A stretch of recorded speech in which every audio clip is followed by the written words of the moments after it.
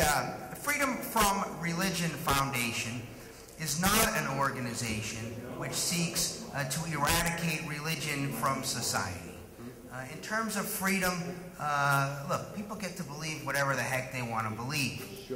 Imposing your views on another person through the mechanisms of government is yet another question. And so the Freedom from Religion Foundation really spends its time bringing lawsuits and, for the most part, winning lawsuits just to make the case that, look, religion and the coercive forces of government ought to be separate. Dan Barker really knows really all angles of this issue. He started out as a street preacher. He started out as a person standing on the street corner with the Bible in hand, preaching the good word.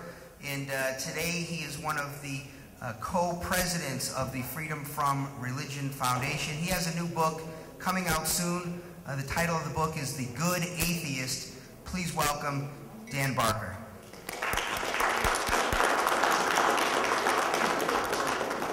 Thank you, Mark. If I ever need a defense attorney, I hope his name is Victor. Thanks for the invitation.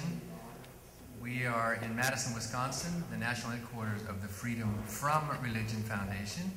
We are currently the nation's largest organization of atheists and agnostics. I have this Richard Dawkins A pin on my coat, which could be atheist or agnostic. Or when I was in Britain last fall, somebody asked me what it stood for, and I said, well, it could be atheist or American, whichever will get me in less trouble these days. My previous book is called Godless, and it tells my story. I was a street preacher. Richard Dawkins wrote the foreword to the book, and in it, Richard Dawkins says, Dan Barker, and I don't know if this is a compliment or not, you can tell me, Dan Barker is the most eloquent witness of internal delusion that I know. And I truly was a believer. I thought the world was ending and that Jesus was my Savior, and I was that guy that you did not want to sit next to on a bus. That was me. Well, I'm not here to tell that story. If you're interested, you can see the book Godless, How an Evangelical Preacher Became One of America's Leading Atheists. And as Mark told you, my next book's coming out in a couple of weeks, in December, this December, The Good Atheist, Living a Purpose-Filled Life Without God. And you can probably tell that it's something of a rebuke to Rick Warren's book, The Purpose-Driven Life, where I make a point that life doesn't need purpose. There is no purpose of life. If there were, that would cheapen life. But there is purpose in life, as long as there are problems to solve, as long as there are inequalities to eradicate, as long as there are freedoms to fight for, as you people are doing on a daily basis. The very first freedom in the Bill of Rights, do you know what it is? The Bill of Rights and the First Amendment. Speech is part of it. Press, the very first. Congress shall make no law. You're an informed bunch. Actually, the Establishment Clause is not one of the first freedoms.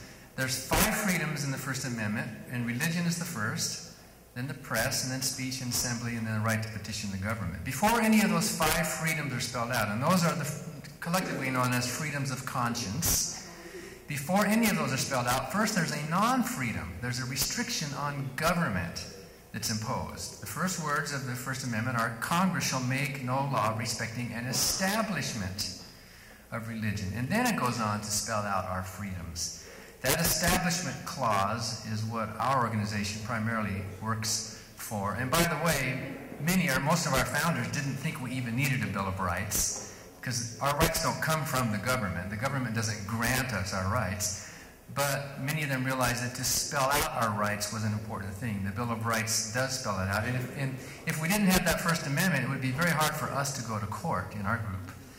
We sue the government at many different levels. We're considering a lawsuit here in Arizona, like the one we have in Colorado. And I'm going to talk about that. My talk today is America Doesn't Have a Prayer. A recent 2010 federal court victory on April the 15th, tax day by the way, federal Judge Barbara Crabb ruled in our favor that the National Day of Prayer is unconstitutional. That was an immense victory, and it really pissed off the religious right. They thought they owned that National Day of Prayer.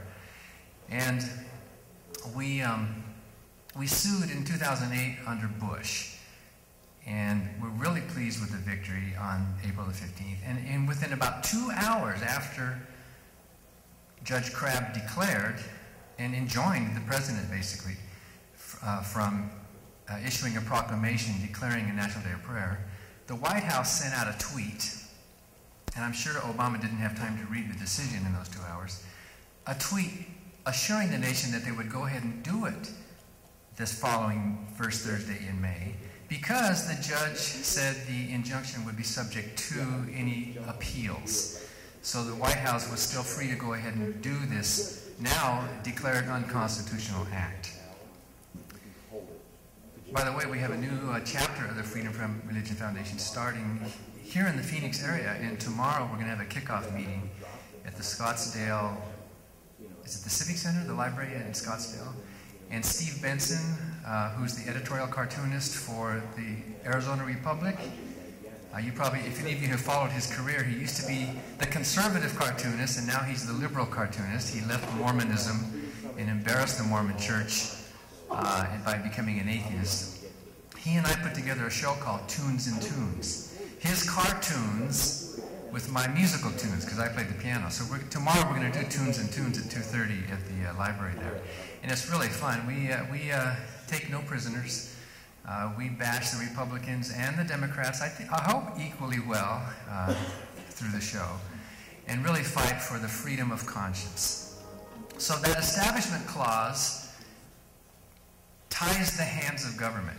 Our government is supposed to be neutral. Our government is not supposed to promote or hinder religion. Our government is supposed to back off and say, you people are free to argue among yourselves. But the government is not free to settle the argument. The government has to say, listen, this is not even our business. Thomas Jefferson had many statements about that. It's only civil powers that have been granted under the government. Matters of conscience are left alone. And because of that Establishment Clause, we've been able to sue and take many cases and write many letters. We've written almost 300 letters this year to high school principals, to city mayors, to the Navy, to government actors who are violating the Constitution by promoting their private religious views under the guise of their official capacity. The National Day of Prayer case is one of our, we have about 6 cases right now, it's one of our federal lawsuits. And we sued in 2008 when Bush was president, and then Obama became president, and so we had to rename it Freedom from Religion Foundation versus Obama and his press secretary. The executive branch executes the law. This was an act of Congress that was passed in 1952. The mid-1950s, early and mid-1950s, were a bad time for state-church separation. The McCarthyism, the Cold War scare, many religious opportunists took advantage of that time to inject religion into our country. That's when Under God got put into the pledge. Before that, the pledge was totally secular. It was one nation, indivisible. If you're my age or older and you learned it in school, you learned one nation, indivisible. But it was 1954 when Congress stuck in those, when they divided that which was indivisible. That's also when In God We Trust in the mid-1950s became our national motto. That's also when clergy were given a special tax break, which is another one of our lawsuits, by the way, FFRF versus Geithner, a part of the IRS code that allows ministers of the gospel not to report their rent or their house payment as income. It lowers their tax liability. Regardless of what we think about taxes, and I know in this room we have many opinions, if we are going to have taxes, at least it should be fair. And we don't think it's fair. In fact, in the 1950s, that law was passed to help the clergy. And by the way, even rabbis are considered ministers of the gospel, according to the IRS code. Figure that out. And it's been abused terribly. Basketball coach at a Catholic high school is considered a minister of the gospel. A lot of people are claiming this tax break, and why wouldn't they? I mean, I would too, right? Although Annie Loy and I, as co-presidents of a nonprofit group working for state church separation, we don't get to claim that because we are not ministers of the gospel. So there's an unfairness there.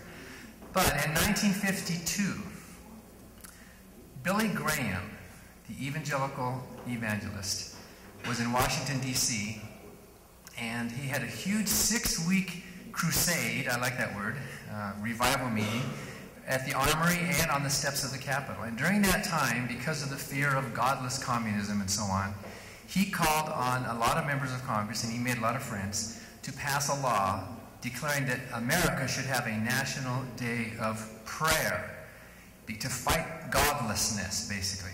At that time, there was a very small percentage of Americans willing to identify themselves as atheists and agnostics. So we were not even on the map, really, at that time. It was considered that everybody in America was a believer, a Judeo-Christian of some sort. Billy Graham proposed it, and Senator Absalom Robertson, have you heard the name Robertson before? His son is Pat Robertson. Senator Absalom Robertson submitted the bill to the Senate. He was a Southern segregationist senator, and it passed, and President Truman signed it, declaring that a statute requiring the president to proclaim a day of prayer every year, a national day of prayer. This was a religious right act. It was a way for the religious right to assert their beliefs on the rest of the country, a belief in prayer. And it wasn't moderate or evangelical, it wasn't moderate or liberal Christians, because many of them don't like this idea. It was just the evangelicals, the extremists, the right-wing Christians who were pushing for their agenda to be in our government. In fact, in many or most of our lawsuits, we are joined by believers, sometimes by Christians and Catholics and Protestants and Jews who agree with us that it's good to keep state and church separate. But this was an action of the evangelical religious right. So Truman signed it, and then every president since then has proclaimed a national day of prayer. Well, the president would pick any day they wanted to. Sometimes they forgot about it, and they did it late in December. But eventually they had to do this by statute. And it was hard for the religious right to organize this thing, to take advantage of the fact that we have a governmental stamp of approval on prayer. So they went to President Reagan, and they went to the Congress to amend the statute in 1988. And at that time, it was this new National Day of Prayer Task Force, which is part of the Campus Crusade for Christ. It was Vonette Bright, the wife of Bill Bright with Campus Crusade. Pat Boone was their honorary chair of the group. And Jesse Helms and Senator Strom Thurmond then introduced the bill to fix it as the same date each year, with the argument that this will help us, believers, organize better to plan this thing every year if it's a fixed date. So in 1988, that law was changed so that it falls on the first Thursday of every May. Since 1988, it's been that first Thursday of every May, and since that time, the religious right has really taken off, with big prayer rallies on the state capitals, with big, in fact, not just the president, but they have sent letters. They write the proclamation, they write the wording, they pick the Bible verse, they organize a thing to all 50 capitals, all 50 governors, and most mayors' offices also around the country. It's a huge event with millions of people around the country organizing this National Day of Prayer. Now, we think the believers should have a National Day of Prayer, a private one. We think in this country they should have their meetings, they should have their rallies, they should express their views, but not with the endorsement of the government. The government should not be up there doing it for them. They want the president proclaiming it because this gives it a prestige. And we think that when the president proclaims it, it crosses the line, that it's unconstitutional. So there have been complaints. Members of our group over the years have complained about it, seeing it, hearing about it, seeing the rallies. A sheriff's prayer breakfast in Wisconsin that was printed on the sheriff's stationery, for example, inviting everybody to the sheriff's prayer breakfast because of the National Day of Prayer. We almost had a plaintiff in that case. We thought we would sue that sheriff, but the plaintiff got cold feet, because in some towns you can see how the atheists and agnostics have to keep their heads down. I don't know about here in Arizona, but in many parts of the country, they have to complain anonymously. And the plaintiff did get cold feet, the complainant. So we couldn't go to court and we couldn't sue. But then our attorney said, well, you know, this is a national thing. This is a federal thing. Why don't we actually challenge the law itself?